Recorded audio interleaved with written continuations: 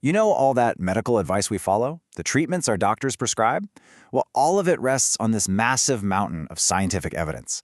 But what if the very foundation of that mountain is cracked? Today, we're going to put on our detective hats and investigate the hidden world of medical research and a surprisingly simple tool that keeps it all honest. So, when scientists want the most reliable, rock-solid answer to a big medical question, they don't just look at one study. Nope. They do what's called a systematic review. They gather up all the research out there and analyze it together. These reviews are the absolute gold standard. They're the pillars holding up modern medicine. But here's the twist, right? The strength of any of these reviews, these pillars, depends completely on finding all the right studies to begin with. And if that very first step is flawed, the whole pillar of evidence can just crumble. And it often happens because of tiny, tiny errors hidden in plain sight. That first step is called the search strategy. And honestly, the best way to think of it is like a recipe. If you use the wrong ingredients or you mix them up in the wrong order, you're just not going to get the cake you were hoping for, are you? It's the same in medical research. If your search recipe is off, you might miss life-saving studies, or even worse, base your conclusions on incomplete information. It is, without a doubt, the most critical part of the whole process. Okay, take a look at this. This is a real example, and it shows you how a search can look perfectly logical, but be totally riddled with errors. For example, using a term that's way too broad, like analgesics, or using the wrong command can completely warp the results. And get this, even a simple typo, just referencing the wrong line number, can have a huge impact. Each tiny mistake just piles on top of the last one, leading to a final result that is, well, fundamentally flawed. All right, so here's our game plan for this explainer. We're going to break down this hidden flaw, introduce the solution, it's called the PRESS framework, we'll walk through its 6-point inspection, see how it all works in practice, and really get to grips with why this matters for every single one of us. Let's dive in. Okay, first up, the hidden flaw. Before we get to the solution, we really need to understand the scale of this problem. Because a single typo, a misplaced command, it can have massive, massive ripple effects. And look, this isn't just some hypothetical what-if problem. Back in 2006, a groundbreaking study took a hard look at over 100 search strategies from major reviews. And what they found was kind of shocking. The vast majority of them had errors. This wasn't a rare mistake. It was basically the norm, quietly undermining the quality of evidence that doctors and policymakers were relying on every single day. But hey, where there's a problem, you can bet some very clever people are working on a solution.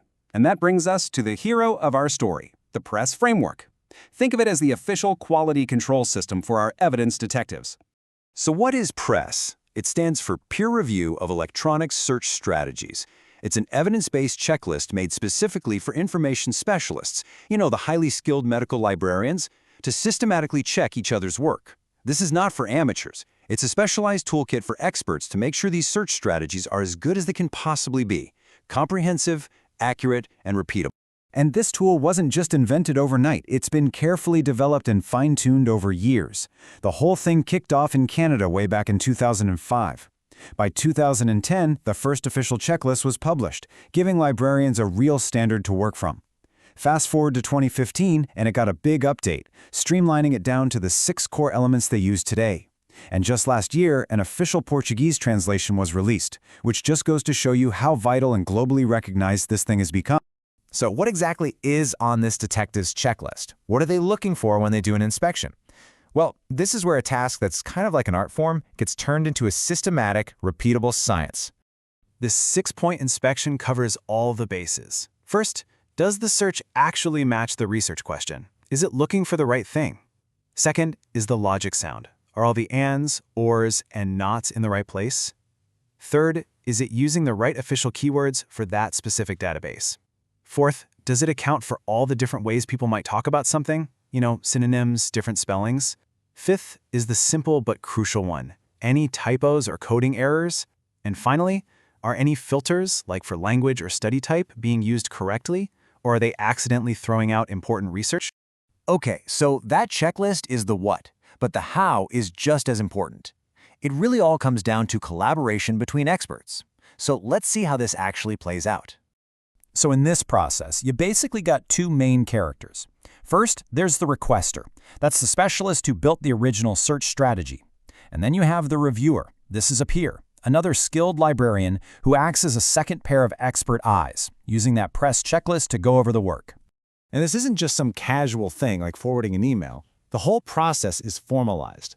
The requester fills out a standard assessment form that gives the reviewer all the context they need, things like the original research question, and then they formally submit it for inspection. After the inspection, the reviewer comes back with one of 3 verdicts. No revisions needed. That's the dream, but it's pretty rare. Then there's revisions suggested, which means, hey, this could be better, but it's not totally broken. But the really critical one is revisions required. That means there are definite, serious errors that compromise the entire search, and it must be fixed before anyone goes any further. Now, let's talk about why this is so much more than just an academic exercise. This simple quality check has a huge real-world impact on people's health everywhere, from where it started in Canada all the way to its adoption in places like Brazil. So what's the magic number? What does it take to dramatically improve the quality of medical evidence that we all rely on? Well, it's this. 1. Just 1. That's the official recommendation. A single, structured peer review of a search strategy is enough to catch the huge majority of critical errors. It's a ridiculously small investment of time for a massive payoff in the quality and reliability of the evidence. And you don't have to take my word for it. This quote says it all.